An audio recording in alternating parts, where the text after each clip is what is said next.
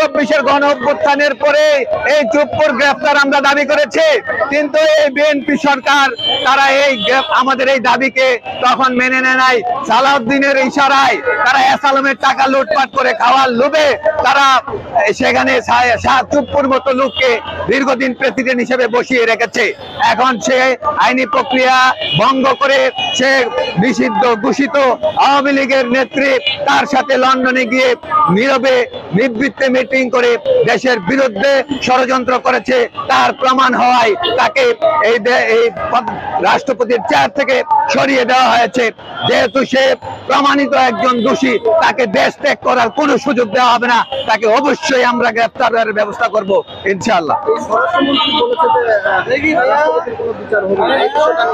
স্বরাষ্ট্রমন্ত্রীর কথাটা আমরা মেনে নিব।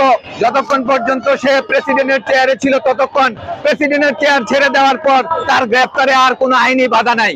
আমরা সুতরাং সে বেআইনি কাজ অনেকগুলো করেছে, তাকে গ্রেফতারের জন্য এতগুলো আইন কানুনের প্রয়োজন নেই। শুধুমাত্র ইসলামী ব্যাংকের টাকা এসালাম লুটপাট করে নিয়ে যাওয়ার যে সহযোগিতা সে করেছে, এই সহযোগিতাই যথেষ্ট এই চুপ্পুকে গ্রেফতার করার জন্য।